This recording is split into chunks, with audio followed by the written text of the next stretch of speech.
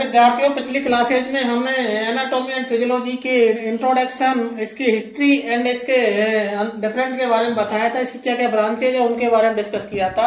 आज हम anatomy physiology के कुछ एनाटॉमिकल डायरेक्ट टर्म्स हैं उनके बारे में जानेंगे। किसके बारे में?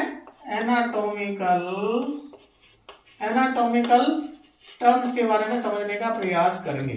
तो एनाटॉमिकल टर्म्स है जो एनाटॉमी फिजियोलॉजी में तीन तरह के यूज की जाती हैं ज्यादातर। एक तो डायरेक्शनल टर्म्स है, दूसरी प्लेन्स है और तीसरी बॉडी कैविटी है। तो पहला है हम पढ़ेंगे डायरेक्शनल टर्म्स। तो पहली है पढ़ेंगे हम डायरेक्शनल टर्म्स के बारे में जानेंगे। जो डायरेक्शनल टर्म्स है इनके बारे में जानने का प्रयास करेंगे। इसमें पहली आती है, डायरेक्शनल टर्म्स में पहली आती है सुपीरियर। कौन सी आती है? सुपीरियर, या फिर कह सकते हैं हम उसको क्रेनियल। क्या कह सकते हैं? क्रेनियल। अर्थात अब इसका जो मतलब होता है, इसका मतलब होता है टूवर्ड। सुपीरियर या क्रेनियल का मतलब होता है टूवर्ड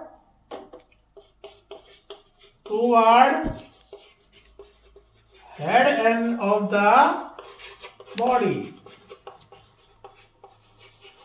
अर्थात जिसका जो सिर की तरफ होती हैं वो उसके लिए क्या यूज किया जाता है? सुपीरियर या क्रेनियल यूज किया जाता है।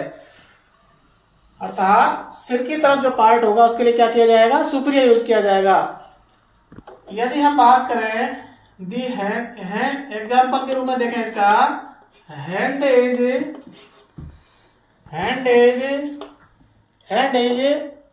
Part of the superior extremity. जो सुपीरियर एक्सट्रीमिटी है उसका क्या पार्ट है? हैंड पार्ट है। तो सुपीरियर का यूज किसके लिए हुआ? जो सुपीरियर ऑर्गन है उनके लिए यूज होगा। दूसरा है इसी में, दूसरा डायरेक्शनल टर्म्स है इंफीरियर। कौन सी है? इंफीरियर को और एक नाम से जाना जाता है, वो है कॉर्डल। क्या नाम से जाना जाता है? कॉर्डल। तो ये जो है, ये इंफीरियर का मतलब होगा away from head end of the body. जो हेड से दूर है उनके लिए किसका यूज किया जाएगा? इंफीरियर कॉर्डल वर्ड का यूज किया जाएगा। तो इसका जो उदाहरण है, इसका उदाहरण जो होगा, इसका उदाहरण होगा foot is part of the inferior extremity. Foot किसका पार्ट है? इंफीरियर एक्सट्रीमिटी का पार्ट है। तीसरा डायरेक्शनल टर्म देखते हैं हम, तीसरा डायरेक्शनल टर्म देखते हैं हम एंटीरियर। तीसरा डायरेक्शनल टर्म देखते हैं हम एंटीरियर, या फिर उसको कहा जाता है, और क्या कहा जाता है आपको? वेंट्रल। क्या कहा जाता है?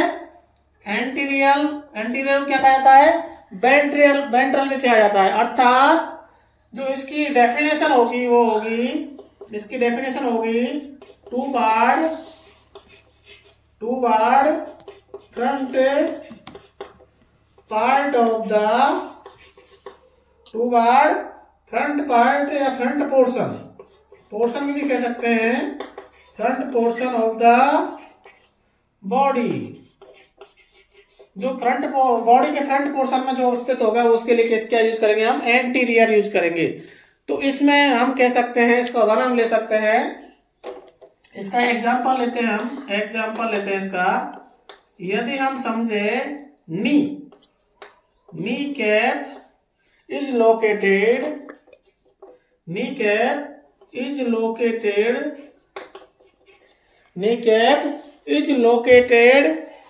on the anterior is located on the anterior anterior side of the leg।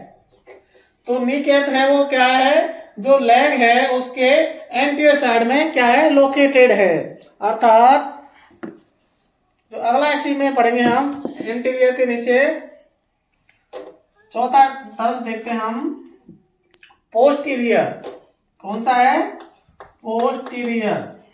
ये हमें पढ़ने को मिलेंगे बार बार जब हम डिटेल से एनाटॉमी फिजियोलॉजी के बारे में अध्ययन करेंगे, तो हमें ये टर्म्स जो हम बता रहे हैं, हम समझा रहे हैं आपको, ये हमें पढ़ने को मिलेंगे। पोस्टीरियर को और किस नाम से जाना जाता है, डोर्सल। किस नाम से जाना जाता है, डोर्सल। अर्थात इसका मतलब हो गया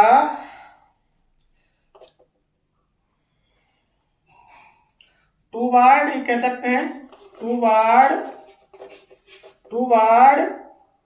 बैक पार्ट या पोर्शन ऑफ द बॉडी। अर्थात जो बॉडी के पिछली तरफ है, टूवार्ड बैक, पीछे की तरफ है, बैक की तरफ जो ऑर्गन स्थित होंगे उनके लिए क्या यूज करेंगे, पोस्टीरियर शब्द का या डोर्सल शब्द का यूज करेंगे। तो इसमें हम इसका एग्जांपल ले सकते हैं, शोल्डर ब्लेड। क्या कर सकते हैं, शोल्डर ब्लेड इज located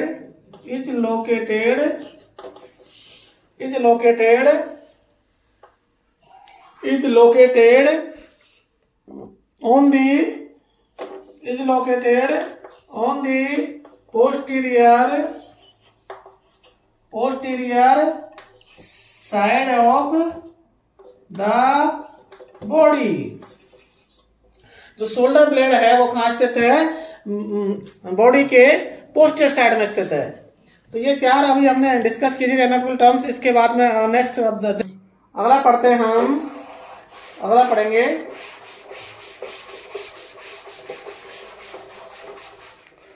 अगले टर्म्स पढ़ेंगे हम। मीडियल का मतलब होता है toward mid line of the body. इसका यदि एग्जाम्पल देखें हम, एग्जाम्पल होगा इसका, middle toe is located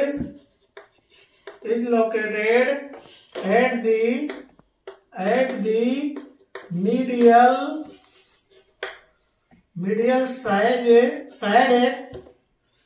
side of the foot, कह सकते हैं। यदि अगला टर्म देखते हैं हम, मीडियल के बाद देखते हैं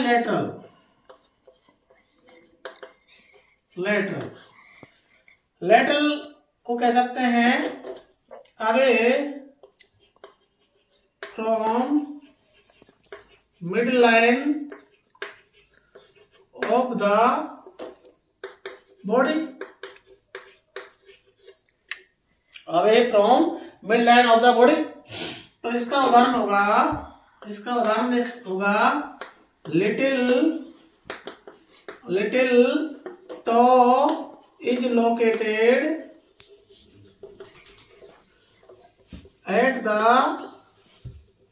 lateral side of the foot।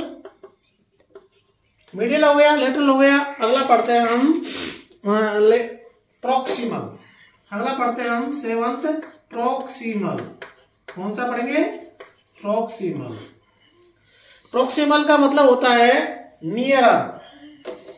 Proximal का होता है टूवार्ड, या फिर कह सकते हैं नियरेस्ट ऑफ द ट्रंक। जो ट्रंक के जो नजदीक पार्ट होगा उसके लिए हम क्या यूज करेंगे, प्रॉक्सिमल का यूज करेंगे। तो इसका उदाहरण है प्रॉक्सिमल। एग्जांपल लेते हैं इसका, प्रॉक्सिमल, इसका जो एग्जांपल होगा वो proximal end of the femur joint joint in the pelvic cavity, pelvic cavity, जो pelvic cavity है उसमें जॉइंट का कौन फीमर का प्रोक्सिमल एंड होगा। दूसरा अगला देखते हैं, टर्म्स देखते हैं 8वीं डिस्टल। कौन सी देखेंगे? डिस्टल। डिस्टल का मतलब होगा अवे फ्रॉम कह सकते हैं, अवे फ्रॉम या फिर फारदेस्ट मतलब दूर ऑफ द बॉडी, जो ऑर्गन जो बॉडी से दूर स्थित होगा उसके लिए हम यूज करेंगे ऑफ द बॉडी। तो इसका जो उदाहरण होगा वो होगा, रुको डिस्टल को देखते हैं, अवे फ्रॉम और फारदेस्ट ऑफ द बॉडी। इसका एग्जांपल लेते हैं, hand is located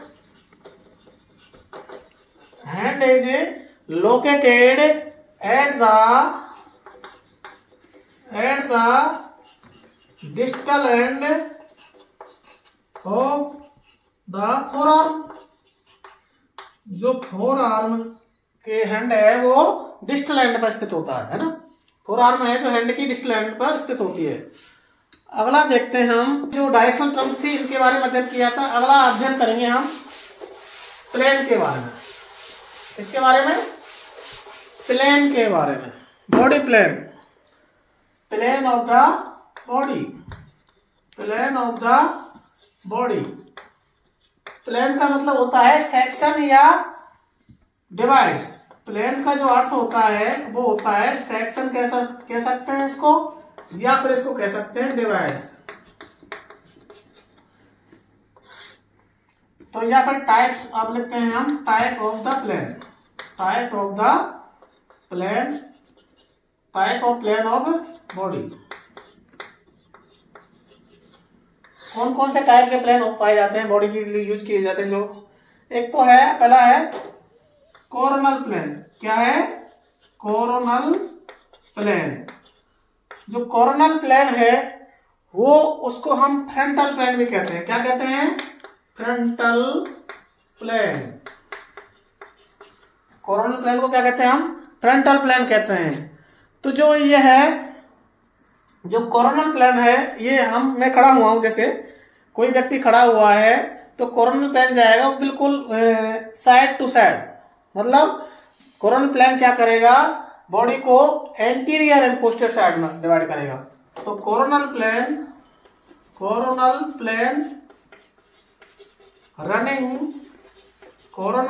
running side to side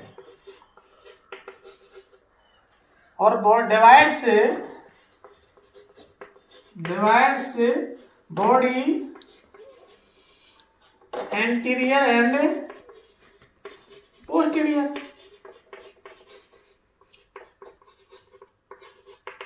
ठीक है। जो अगला आता है, ये तो क्या करेगा? कोरोनल प्लेन और फ्रंटल प्लेन क्या करेगा? बॉडी को एंटीरियर, बॉडी पार्ट को एंटीरियर पोस्टीरियर पोर्शन में डिवाइड करेगा। अगला आता है सजाइटल या लेटरल प्लेन। सजाइटल को क्या कहते हैं? लेटरल प्लेन भी कहा जाता है।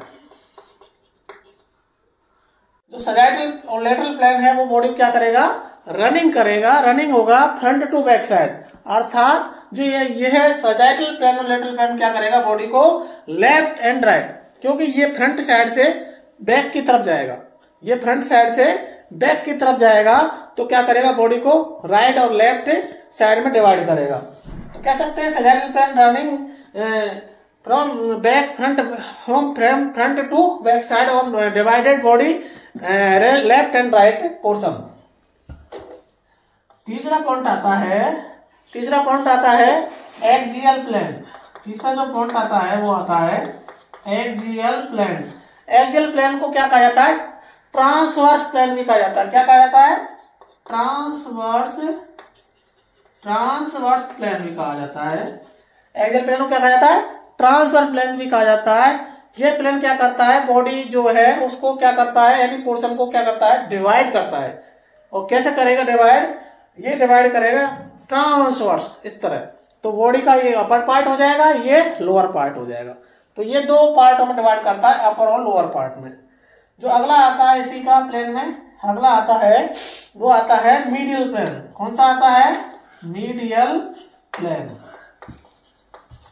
जो मीडियल प्लेन है वो रनिंग करता है, कहां से गुजरेगा, मिड लाइन से गुजरेगा और बॉडी को डिवाइड करेगा। राइट हाफ बिल्कुल मध्य से जाएगा, मिडिल पोर्शन से जाएगा और राइट हाफ्स और लेफ्ट हाफ्स में डिवाइड करेगा। तो ये कुछ प्लेन थे। इसके बाद बात करते हैं हम बॉडी कैविटी के बारे में। ये हम इसलिए पढ़ रहे हैं क्योंकि ये शब्द, ये टर्मिनोलॉजी हमें यूज आगे जब हम इसको डिटेल से पढ़ेंगे, एनाटॉमी फिजियोलॉजी को पढ़ेंगे चैप्टर वाइज, लेसन वाइज, तो हमें पढ़ने को टर्म्स देखने को मिलेगी, तब हमें समझ में आएगा।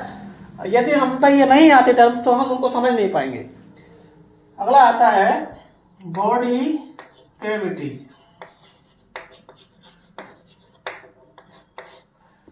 जो बॉडी कैविटी है, यदि इसकी डेफिनेशन देखें हम तो बॉडी कैविटी एक फ्लूइड जो है, फ्लूइड फिल्ड स्पेस है।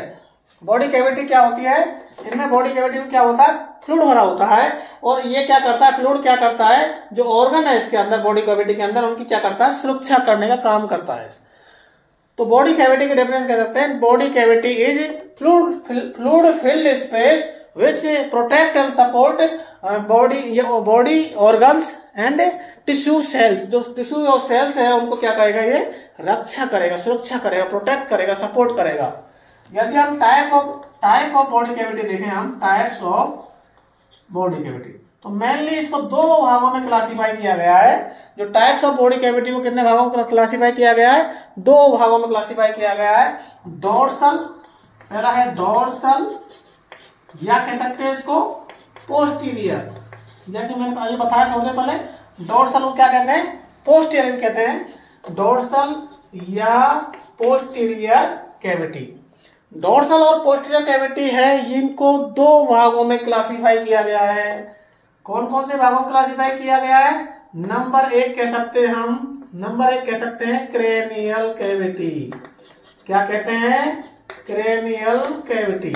जो क्रेनियल कैविटी है, इसमें जो पार्ट आते हैं हमारे, एक तो ब्रेन आता है, इसके उदाहरण है ब्रेन है, दूसरा है स्कल बोन। ये किससे मिलकर बनी होती है क्रेनियल कैविटी, स्कल बोन और ब्रेन से मिलकर बनी होती है। इसी का तो दूसरा टाइप है, दूसरा क्लासिफिकेशन है, वो है स्पाइनल कैविटी। जो स्पाइनल कैविटी है, ये किन चीजों से मिलकर बनी होती है, स्पाइनल कैविटी, स्पाइनल कॉर्ड स्थित होती है इसमें, एक तो स्पाइनल कॉर्ड स्थित होती है और स्पाइनल कॉर्ड के सराउंडिंग चारों तरफ क्या होता है, वर्टिब्रल कॉलम स्थित होता है। क्या होता है, वर्टिब्रल कॉलम। तो ये डोर्सल या पोस्टीरियर कैविटी है, वो दो भागों में डिवाइड की थी।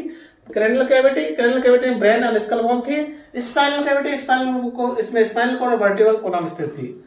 दूसरा टाइप जो आता है इसका, टाइप्स ऑफ बॉडी कैविटी का, उसको कह सकते हैं हम एंटीरियर या फिर वेंट्रल।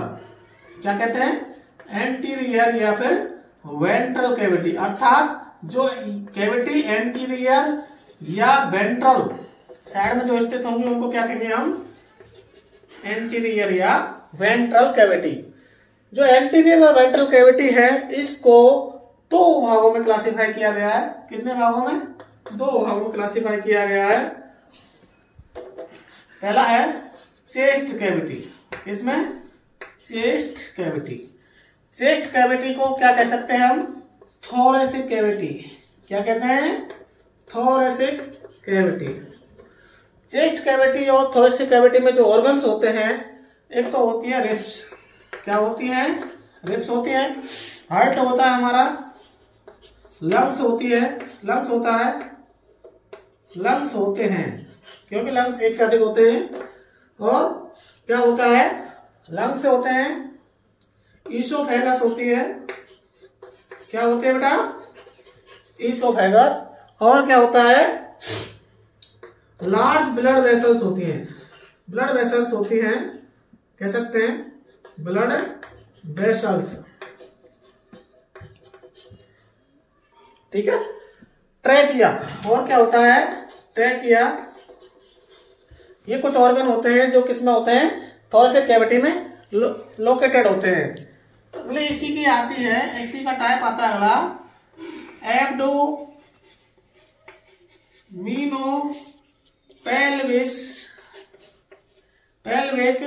कैविटी। दूसरी आती है एब्डोमिनोपेल्विक कैविटी। जो एब्डोमिनो है पेल्विक कैविटी, ये दो कैविटियों से मिलकर बनती है। एक तो है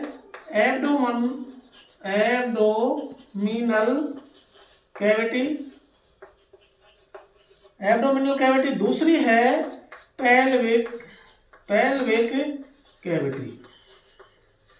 जो एब्डोमिनल कैविटी है, इसमें क्या क्या होता है, स्टोमच होता है, लीवर होता है, गॉल ब्लैडर होता है, पैंक्रियाज होता है, इंटेस्टाइन होती है, स्मॉल इंटेस्टाइन और लार्ज इंटेस्टाइन, ठीक है। जबकि पेल्विक कैविटी है, एब्डोमिनल कैविटी में और क्या होता है, किडनी होती है, एड्रिनल ग्लैंड होती है। कौन सी ग्लैंड होती है, एड्रिनल ग्लैंड होती है। पेल्विक कैविटी में जो होता है, ब्लैडर होता है, एनस होता है, male and female reproductive organ होते हैं। मेल में मेल रिप्रोडक्टिव ऑर्गन और फीमेल में फीमेल रिप्रोडक्टिव ऑर्गन, ठीक है। ये थी कुछ हमने टाइप्स ऑफ बॉडी कैविटी के बारे में अध्ययन किया था। दो तरह की बताई थी हमने, जिसमें डोर्सल पोस्टीरियर कैविटी और ventral anterior cavity. Dorsal posterior cavity में कैनियल कैविटी या spinal cavity, ventral anterior cavity में चेस्ट कैविटी या थोरेसिक कैविटी कहते हैं इसको। एब्डोमिनल कैविटी में एब्डोमिनोपेल्विक कैविटी में एब्डोमिनल कैविटी और पेल्विस कैविटी। ये कुछ थी, आज के लिए इतना ही काफी है। आपको उम्मीद करता हूँ आपको अच्छी तरह समझ में आया होगा, और आगे हम एनाटॉमी फिजियोलॉजी के जो अदर चैप्टर हैं, अदर वीडियो लेके आएंगे। आज के लिए इतना ही काफी। धन्यवाद आप सभी के लिए। जय हिंद, जय भारत, नमस्कार।